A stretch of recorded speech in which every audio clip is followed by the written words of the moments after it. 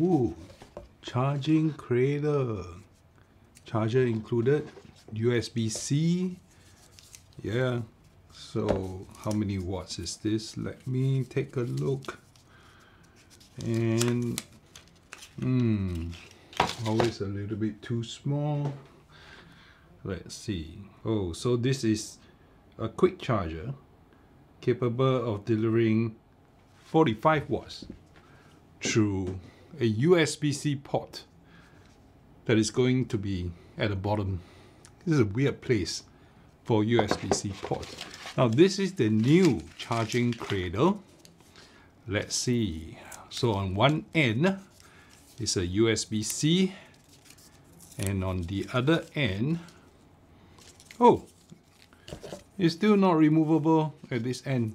Okay, but this charging dock looks a little bit different from the previous generation of the Move 1. Okay, very long cable. This is probably about 6-7 feet. Plug it in here. Plug into the mains, and 2 charging contact points here. Okay, let's put this aside. Okay, we'll plug it in a little bit later. Now for the Move 2. We should do it standing up. But anyway. So this is the Move 2, and that's all to it. The fabric even has an indentation for the carrying handle. Okay. Unmistakably the Move 2. Okay, yep. There you go, there you go, there you go. This is the Move 2, and this is how you charge it. Okay.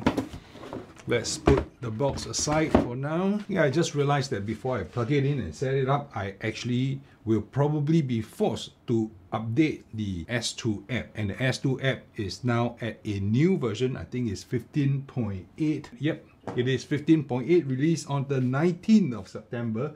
So this is the weekend after. Already we are on the 23rd of September, which is actually one day after I get the iPhone 15 Pro. So the iPhone 15 Pro is also a USB-C, and well, not that you're supposed to be able to charge this, because the iPhone 15 Pro outputs only 4.5 watts to charge your AirPods or maybe your Apple Watch, and that's it. Okay, but anyway, USB-C, but I'm digressing. So let's plug this in. Okay, so the first thing you need to do is to turn it on. Okay, so it should be charging right now. Where's the charging indicator? The charging indicator is here. This is the red light here. It's a little bit bright now, so you might not be able to see this, but from this light hitting behind the mesh, you can see that there is a bass driver here. You can't quite make out the tweeters flanking the left and right, but there are 2 tweeters here to throw out a stereo sound stage. I think you can just barely make out the cutout inside. Let me see, let me see. Okay, can't quite see, but it's probably here and here. All right, so this is as opposed to the previous Move Gen 1, where the tweeter is mounted below, firing downwards into a waveguide that will feed the sound throughout. But if you listen to anything that is stereo in nature, you're not going to hear stereo image out of a single Move 1. But the Move 2, you might actually just be able to do that, and we will get by to that. Now back to the Sonos release notes for the Sonos S2, which is currently software version 15.8. Now 15.8 was released mostly to support the Move 2 and the Sonos Roam, which are both portable speakers from Sonos, and they have Bluetooth, as well as the Era 100 and the Era 300, which also supports Bluetooth. Now, I have this projector which I reviewed recently, and this is capable of outputting sound via Bluetooth, and I have it paired to the Sonos Era 100, which is accepting Bluetooth input. Now, what Sonos is saying is that they have adjusted how the Bluetooth always auto connect is now working, so it wants to prevent unexpected reconnections during a power or network outage. Now these 2 changes will actually affect all the products that has Bluetooth connection, like I mentioned, the Roam, the Move, as well as the Era products. Now when this setting is now enabled, the Era product will only reconnect to a previous Bluetooth device when they are manually switched to Bluetooth. So it won't auto-connect anymore. The Move 2, the Roam, and the Roam SL will no longer reconnect to a previous Bluetooth device when they automatically turn on after being plugged into a power or placed on a charging cradle like this, right? They will now only reconnect when manually powered on or awakened with playback controls, which is at the top, all these touch sensitive playback control, as well as the volume slider, which is new to the Move 2. Now beyond that, 15.8, they have mentioned that the Sonos voice control now supports additional requests in French. So, c'est la vie, you can now do it in French. This will include setting timers, sleep timers, playing Sonos playlists, skipping forward and back by specific time intervals, asking for a station or playlist based on the artist that's currently playing. Now these are also supported by Sonos voice control in English. So it's not just for the French, the English will get it too. Okay, so beyond that, 15.8, not much else. I don't think I have the time to actually do a sound test of 15.8, but it shouldn't matter much. Right around this time or the time that Sonos releases a new product, they are unlikely to change the sound profile for any other Sonos devices. So if you are afraid that it will change the ARC and any other sound devices that you have from Sonos, don't worry about that. Hasnos has actually done a review on that, and he has not noticed any difference in the sound quality, so we can trust him. He's very, very diligent, and maybe I'll just link his channel somewhere around here so you can check out his channel if you want to. I think this is a great guy. He's a very humble, very nice guy. And check out his channel, support him. So beyond that, the S2 15.8 does other bug fixes and performance enhancements like they always say. Okay, so like I said, I've been quite busy, haven't had time to play around with the Sonos Move 2. How do I turn this on? There's a power switch right at the back. Well, the material is, the finishing is matte, and this is polycarbonate all around. The base, the last 2 inches or so, the bottom 2 inches, is some rubberized material, and it carries all the way to the bottom. Makes for very good anti-slip, doesn't really run around much. You see? Yeah, that's good. Okay, which is probably the same material as the charging bay. So let's turn it on. I suspect the moment I turn it on and I try to connect to my Sonos S2 app, it will ask me to update everything. It's blinking white now, so it should be turning on anytime. Yep, this light is charging indicator. Now it's orange. This light is blinking white. Let's launch the Sonos S2 app. Okay, so this is the app. It says system update available. Now I don't actually have to do it right now until I try to add this device. Let's see how I can add this device. It doesn't pop. Oh, you see, add your Move 2. Let me do a screen cap for you. This is here, add your Move 2. And I will record this whole setup process so that you know how you can go about adding your new Move 2. All right, here we go. System update needed. Yep, so you do need to update your system.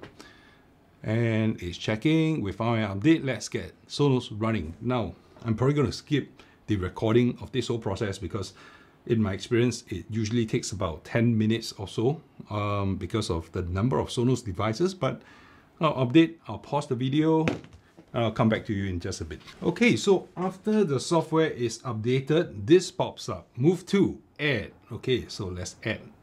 And getting your Move 2 ready. Okay, anytime now, anytime now. Okay, next your Move 2 will play a chime with an audio pin to temporarily connect the mobile device to it. Let's try.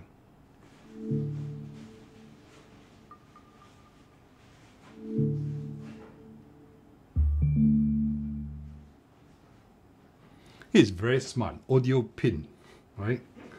Very cool. So it's using the phone's mic to actually listen out to the pin that is being played out from the speaker to identify the speaker and therefore connected temporarily. Now it is transferring the credentials, which is your network credentials. In my particular case here, is connecting the Move 2 to my Wi-Fi network, which is P2359. Finally, oh no, the connection to your Move 2 was lost. Move your mobile device closer and make sure the Move 2 is powered on. It is powered on, and is this not close enough? My God, continue. Searching for your Move 2. Again, how about this close? Getting your Move ready. Now, it's literally touching. Okay, next, your Move 2 will play a chime. Oh, it's repeating the whole thing, the audio pin.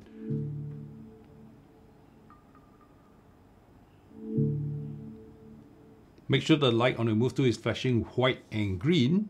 Let's see, is it white and green? Yes, it's flashing white and green, and press the buttons on it to continue. These two buttons. Okay, it's a lot smoother this time around. Linking your Move 2 to your account. So this should work pretty fast. Nope, not fast. Oh, well, relatively fast. Okay, it's done, it's done. Oh, Move 2, here we are, Move 2, no music selected. Let's see, let's play something. I'll listen to my regular playlist and I'll let you know how it sounds like. I obviously can't play it because of copyright issues, but I'll let you know. My favorite track to test any speakers for bass is For Sale, Eric Serra. Let's go. First time I'm listening, first time I'm hearing it. Volume 25, a little bit soft, but bass is there. 50, 51. The impression of bass is there, right? But you can hear that the DSP is kicking in and trying to rein it in a little bit because the drivers is probably not capable of producing that much bass. So when bass exceeds, the demands exceeds what this Move 2 is capable of, the DSP will dial it back just a little bit, but it is playing as much bass as it can at any given volume. So let me just carry on just a little bit longer. Okay, so my impression as of the first second of listening to it, when the bass note hits, you can tell that it is being pulled back a little bit. It's now charging. It is at 50% battery life. It should sound all right. Now, when you take it off the cradle and it is running purely on battery power, let's have a listen to it. Okay, so on battery power, it sounds exactly the same. So it's not like one of those speakers that you will pull back the power when it's running on battery. The internal built-in battery is fully capable of pushing the Move 2 at the full volume as opposed to when it's being charged. So in that sense, it is quite okay. Now there's a USB charging port at the back, so you don't actually have to use this cradle in order to charge it wirelessly. Well, it's still wired, it's just wireless as in the interface between the charging dock and the speaker is wireless, but you can actually plug in a USB-C cable at the back, and that will also work when it comes to charging this speaker. Now this speaker is rather big, rather hefty. It is not light. It is at about 3 kilograms if I'm not wrong, so over 6.5 pounds. Now, because there are stereo speakers, stereo drivers in here, 2 tweeters firing left and right, I want to test this on a stereo track, a very obviously stereo track, and that will be Bubbles, and this is Yoshi Horikawa. Now, if you've not heard this track before, it is amazing when it comes to stereo imaging. You can hear those marbles or whatever instrument that is like dropping, and it's to the far left and the far right of the soundstage, even wider than where your physical speakers are going to be. So maybe check out this track and have a listen for yourself on your regular system, and I will let you know what I think of the stereo soundstage that's coming out from the Move 2 after I play it.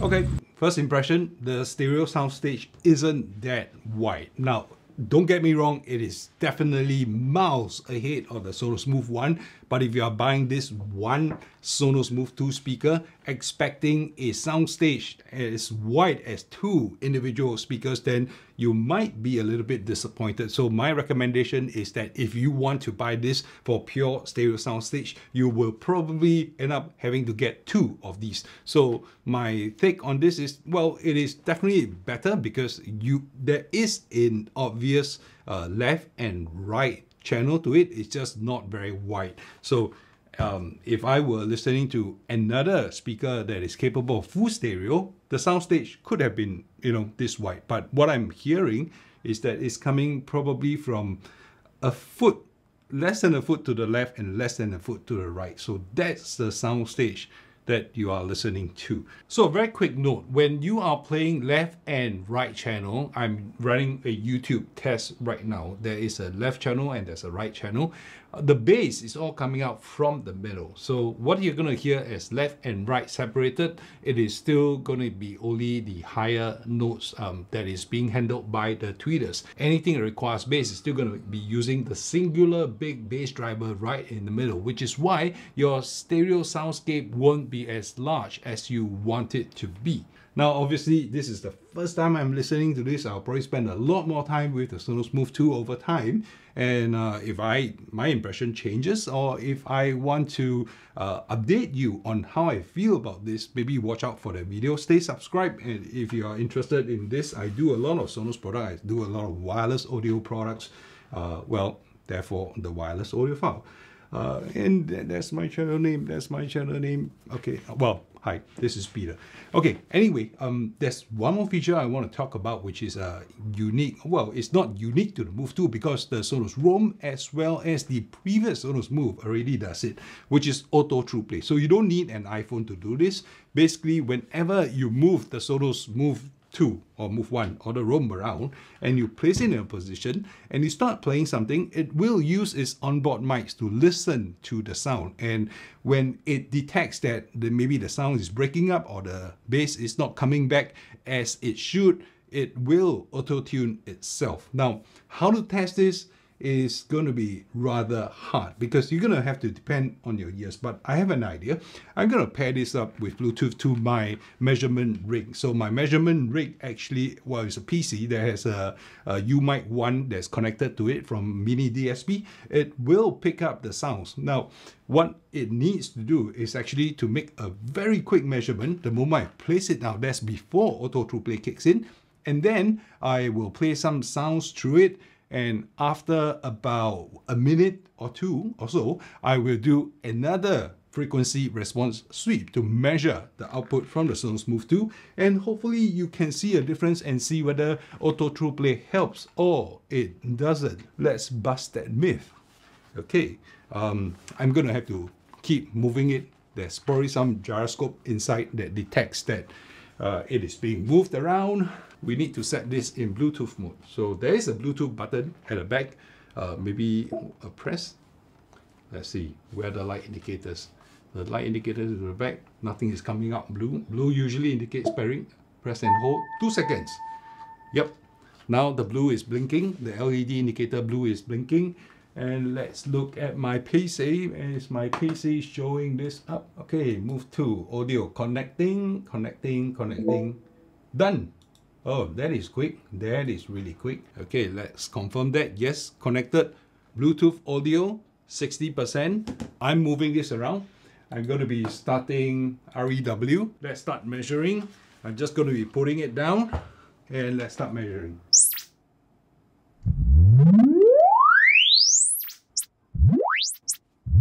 So when I play something through the PC to the Sonos Move 2, it should auto-calibrate itself using Auto Trueplay. Let's see how long it takes.